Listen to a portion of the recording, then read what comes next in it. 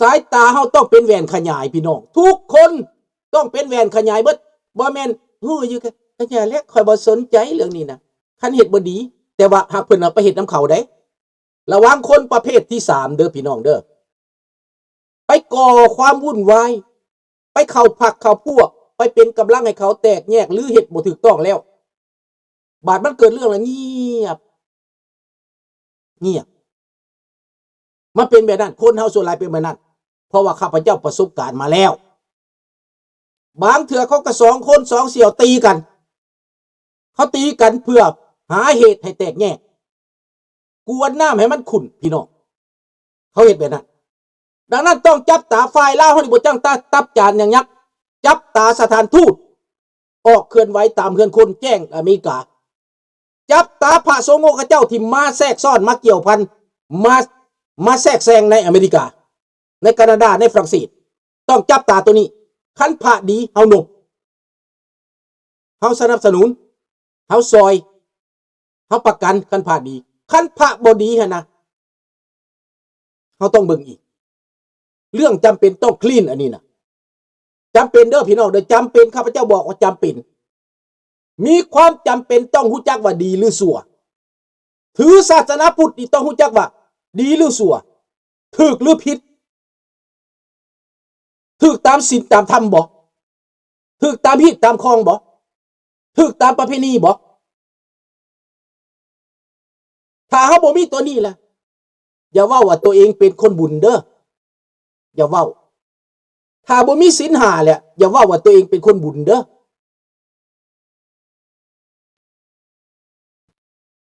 ข้าพเจ้าจะมาในเรื่องนี้เพิ่มออกจากเรื่องศาสนาที่มาแทรกแซงแล้วพวกท่านข้าพเจ้าก็ได้เว้าไปแล้วเรื่องสงครามอเมริกาอิสราเอลอิหร่านจะเป็นสงครามใหญ่พอสมควรในตะวันออกกลางใหญ่พอสมควรเพื่อจะปราบให้หมดฤทธิ์นี้ต้องตัดต้องเฮ็ดอย่างนักข้าพเจ้าว่าโดนัลด์ทรัมป์เข้าใจแล้วเราได้ตัดสินใจเฮ็ดแล้วประชาชนอิหร่าน9 ล้านคนอยู่นอกประเทศนี้ข้าเจ้าซื่นชมข้าเจ้าตบมือพื้อผ่าบ่จักอยู่เยอรมันบ่จักอยู่อเมริกาบ่จักอยู่แคนาดาบ่จักอยู่ทั่วโลกพี่น้องแต่ว่าคนอเมริกาออกมาเดินขบวนต่อต้านสงครามก็แม่นเดโมแครตเป็นหัวหอกติดตามเบิ่งเอาเดโมแครตนี่นับมือเสื่อมโทรมต่อไปพวกท่านนะพวกคนลาวน่ะอย่าไปโหวตเดโมแครตนะสิเป็นคนลาวไปเป็นเซเนตสิไปเป็นเลจิสลาเตอร์ก็อย่าไปโหวตอย่าไปเอาเนี่ยพอเฮาฮู้แล้วว่ามันเป็นหยังเขาเฮาว่าอิโปครีซีนั่นแหละเห็นแล้วบ่เห็นแจ้งการเมืองนี่นะพวกคอมมิวนิสต์อยู่ได้ก็ย้อนเดโมแครตพวกหัวหุ้นแฮงอยู่ได้ก็ย้อนเดโมแครตหลายอย่างพี่น้องตาลิบานอยู่ได้ก็ย้อนเดโมแครต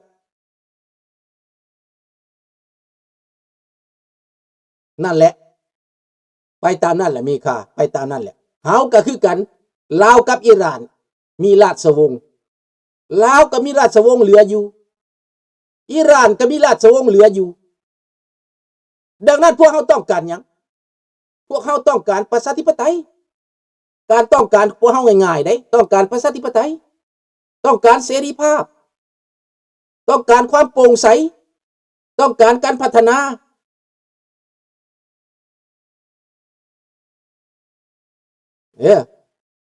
ต้องการการพัฒนา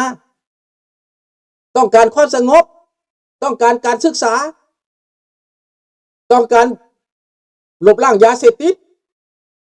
ต้องการปราบปรามฆ่าประเวณีเด็กน้อย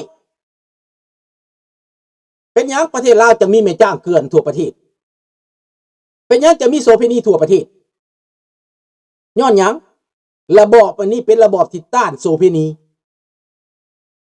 ตั้งแต่ก่อนหมู่ของข้าพเจ้านี่ใส่ทรงขาสั้นซื่อๆนะใส่กระโปรงเขินซื่อๆนะถูกจับไปตายอยู่ดอนเท่าดอนนางผู้หญิงกระโปรงเขินซื่อๆมันเอาไปตายอยู่ดอนเท่าดอนนาง ผู้ชายส่งคาบานที่ซื้อบริเหตุหยังเพียงแต่ส่งคาบานกับเสือกับอันนั้นผมยาวซื้อสบายดีหลานทอบแทนมันเอาไปตายอยู่ดอนเท่าดอนนางขังไว้เป็น10 ปี20 ปีคู่มือนี่ถ้ามันสิขังแบบนั้นนะบ่มีดอนใส่บ่มีบ่อนขังเห็นแล้วบอกถ้าพวกเจ้าบ่รับความจริงอันนี้บ่รับรู้ความจริงอันนี้นะมันจะยุติธรรมอยู่บนใดนี่แหละและข้าพเจ้าจะมาบอกว่าเรื่องสงครามในอิหร่านนี้อเมริกาจะบ่ได้ปล่อยง่ายๆแล้วแต่ถึงอเมริกาจะบ่เอาทหารเข้าไปทหารอิหร่านที่อาสาสมัครที่จะเข้าไปหลบนั้นมีคนอิหร่านแบบเผ่าน้อยมีคนอิหร่านที่สิแตกทับมาทางนี้ก็มีเขาเตรียมแล้วที่จะไปยึดอำนาจนะเขาเตรียมไว้แล้วสาธุให้ราชวงศ์เคลื่อนไหวไวๆแน่เพิ่นเคลื่อนไหวแล้วเพิ่นไปออสเตรเลียและต่อไปเพิ่นสิมาแคนาดาต่อไปสิไปฝรั่งเศสเพิ่นสิไปทุกหลายบ่อนนั่นแหละเฮาต้องสนับสนุนเฮาต้องห้องปากห้องเสียงให้เพิ่นมาเพิ่นไปเพิ่นเฮ็ดและคนลาวนี่ต้องเป็นหนึ่งเดียวกันหลีกเลี่ยงเรื่องการแยกพรรคแยกพวกและบัดนี้ราชวงศ์มานี่พรรคใดไปพวกใดไปก็ได้พวกกระบวนการต่อสู้ที่อยู่กลุ่มใดก็อย่าคันผู้ใดผูกขาดนะข้าพเจ้าขอเตือนอันพวกที่อ้างว่าองค์กรข่อยนี่เชิญมาแล้วข่อยต้องกำเสด็จกำมันราชวงศ์อยู่น้ำอำนาจตัวเองนี่เซาตัวนั้นนะเจ้าเซา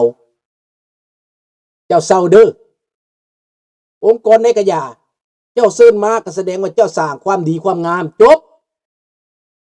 เจ้ารับต้อนแสดงว่าเจ้าสร้างความดีความงามจบบ่ต้องแย่งกันเด้อคนลาวเด้อ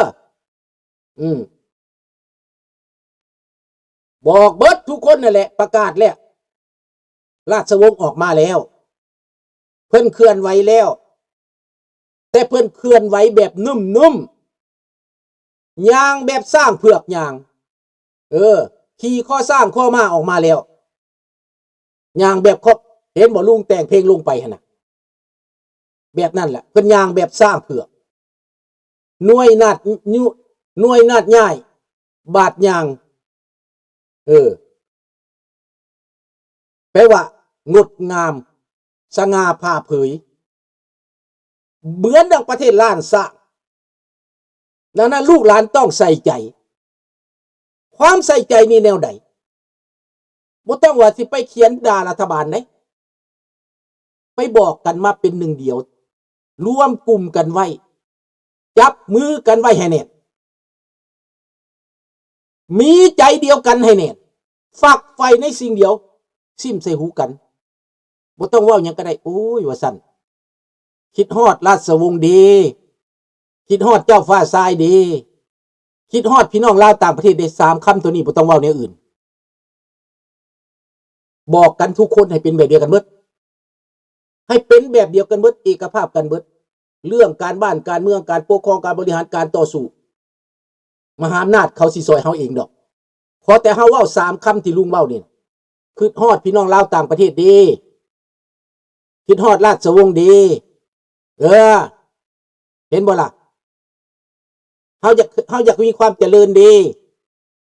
3-4อย่างนี้แหละแล้วความสามัคคีจะเกิดขึ้นอีก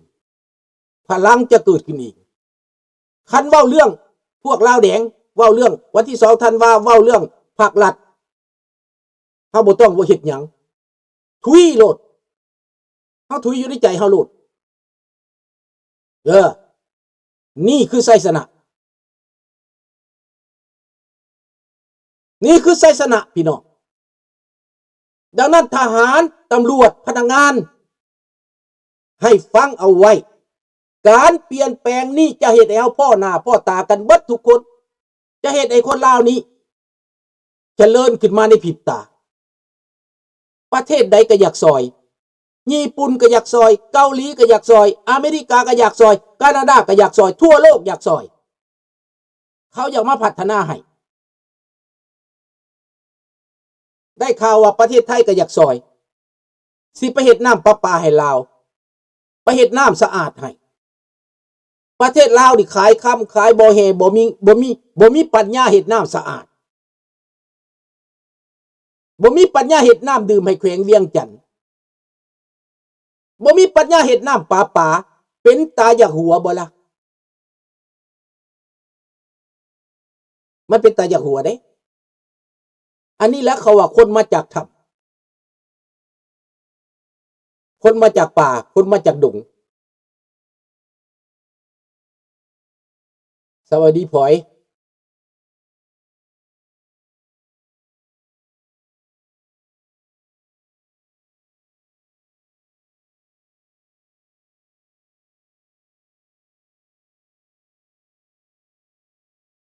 ดังนั้นพี่น้องลาวเฮาต้องหักกันต้องนับถือกันต้อง respect กันต้องนับถือบรรพบุรุษมีบรรพบุรุษมีราชวงศ์บ่ได้หมายความมีเจ้าแบบข่มเหงเต็งเต็กบ่แม่นที่เจ้าเผด็จการบ่แม่นได้ราชวงศ์เฮานั้นเป็นราชวงศ์ที่อยู่สมถะบ่ได้เก็บภาษีบ่ได้ข่มเหงเต็งเต็กบ่ได้ใช้อำนาจบาดใหญ่บ่ได้สร้างห้างคูนมีไปเบิ่งแม่เจ้าเห็นมรดกของราชวงศ์บ่มีบ่เฮือนก็บ่มีอันอยู่หลวงพระบางหันบ่แม่นเฮือนเพิ่นได้น่ะแม่นวังได้ที่เขาสร้างให้เพิ่นอยู่ได้แต่บ่แม่นของเพิ่นเห็นบ่สร้างมาตั้งแต่สมัยใดพุ่นสร้างมานั่นเพิ่นบ่มีสมบัติส่วนตัวอีหยังเพิ่นบ่มีเงินเศรษฐีในธนาคารโลกได้บ่คือบักคำไตได้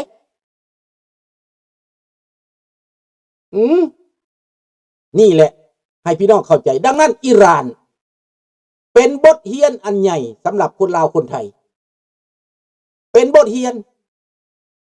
สายที่เสียรัสเซียเสียอิหร่านเสียจีนนั่นก็ยังเสียอยู่คือเก่าหั่นแหละสายที่ต้านอเมริกาก็ยังต้านอยู่คือเก่าหั่นแหละสบายดีปุระแต่บ่เป็นหยังอเมริกาได้เฮ็ดแล้วลงมือแล้วครั้งนี้น่ะข้าพเจ้าอุกใจอยู่ตอนนั้นว่าญาติอเมริกาบ่ลงมือคันอเมริกาลงมือแล้วนั้นมันเป็นสนวนที่จะเปิดกว้างแบบใหม่แล้วมันจะเปิดไปแบบใหม่แล้วแบบที่พวกเขาต้องการถ้ามันเกิดสงครามโลกบอกเขาก็อยากให้มันเกิดบ่อยากให้มันเกิดบ่ถ้ามันเกิดผู้ใดรอดผู้ใดยังก็ว่าเป็นคนที่ว่ามีบุญข้าพเจ้าก็อยากให้มันเกิดให้มันล่างโลกซะคนชั่วมันจะล่างไปถ้ามันบ่เกิดก็อยากให้มันเกิดแบบคือเกิดกับอิหร่านนี่แหละให้ลูกหนึ่งลงใส่ประตูปองเยี่ยมบักทองรุ่นเถอะนะก็บักสอนใส่นะผู้ใดมีโดรนก็เอาโดรนบินใส่ย้อนใส่เฮือนมาทันเอาขี้ควายไปย้อนใส่หัวเฮือนมาทันเอาขี้ควายไปย้อนใส่นะหรือว่าเอาหมักปีไปย้อนใส่นะทำไมเฮ็ดน้ำกินน้ำข้าวปุ้นมันสิอยู่ได้บ่บักคำไตเป็นโจรมีเงินฝากธนาคารเท่าใดปุ้นประชาชนเอาเงินไปฝากธนาคารเพื่อส่วนตัวเพื่อให้ลูกให้หลานมันปุ้นศาสตร์บักคำไตมันโจรใหญ่ประวัติศาสตร์พี่น้องบักทองรุ่นเป็นผู้เผด็จการมือเปื้อนเลือดบักบุญยังวรจิตบักจุมาลีพวกนี้มันฆาตกรพวกนี้เห็นมั้ยล่ะและพี่น้องเฮานี่ยังบ่ทันเข้าใจว่าป่านนี้นะเห็นกับหูกับตาแล้วเขาพยายามกล่าวโทษใส่พวกลาวนอกนี่ว่าเป็นคนขายชาติเขาตู่เขาใส่ห้ายมาหลายปี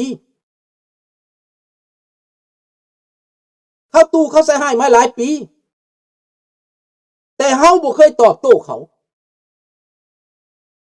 เฮาบ่มีความสามารถตอบโต้เขาวะ